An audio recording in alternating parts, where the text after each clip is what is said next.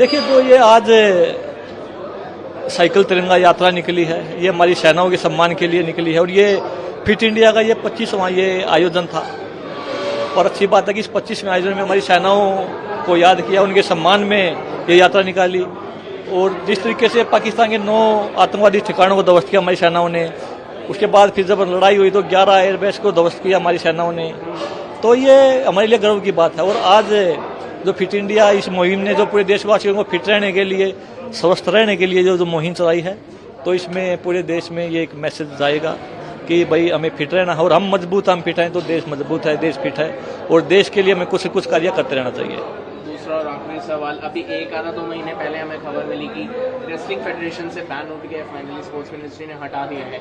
And उसके साथ साथ हमें रिसेंटली एक और अच्छी खबर मिली कि अंतिम फंगल अभी उलान बंटार में एक मेडल जीत कर आई है। तो रेसलिंग फेडरेशन से बैन लिफ्ट हो चुका है। अंतिम फंगल जो एक राइजिंग स्टार है वो मेडल लेकर आई हैं। तो इस साल आपकी क्या उम्मीदें हैं इंडियन कुश्ती से, कि मतलब क्या वो बैक ऑन ट्रैक आ रही है धीरे धीरे?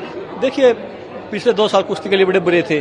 पूरे देश में कुश्ती की नेगेटिव छवि गई है। वो कोर्ट में केस है। और लगातार 5 ओलंपिक में कुश्ती से हमने मेडल जीते हैं। 2008 से और 2024 तक एक कुश्ती ऐसा स्पोर्ट्स है जिसमें लगातार हमें मेडल मिले हैं, हिंदुस्तान को मेडल मिले हैं। तो हमारे पहलवानों के हौसले बुलंद है। पर वो 2 साल बड़े दुखदायी रहे। नहीं तो हमारे इस पेरिस ओलंपिक में एक की जगह 2 या 3 मेडल भी हो सकते हैं। पर हमारा टारगेट यही है कि हम कुश्ती में एक जिस तरीके से आगे बढ़ रहे हैं और इससे और ज़्यादा अच्छा करें। और फेडरेशन अपने पूर्ण रूप से अपना कार्य करने लगी है। मैं यही कहूँगा कि अब फेडरेशन को, और जिस तरीके से पहले कुश्ती की बात करता हूँ, जिससे पहले एक जहाँ भी हम जाते थे मेडल लेके आते थे और बहुत ज़्यादा स्पॉन्सरशिप हमारे पास आई थी। लीग हमने स्टार्ट की थी, प्रो रेसलिंग लीग, कुश्ती रेसलिंग लीग हमने स्टार्ट की थी। तो दोबारा उस पर भी काम स्टार्ट किया जिससे जो गरीब पहलवान हैं उनको मौका मिले।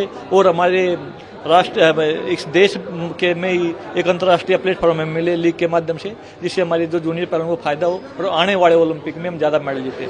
जो हमारे प्रधानमंत्री नरेंद्र मोदी जी का सपना है 2036 ओलंपिक हिंदुस्तान में हो, उसके लिए मेहनत भी हिंदुस्तान कर रहा है कि 2037 ओलंपिक हिंदुस्तान में हो।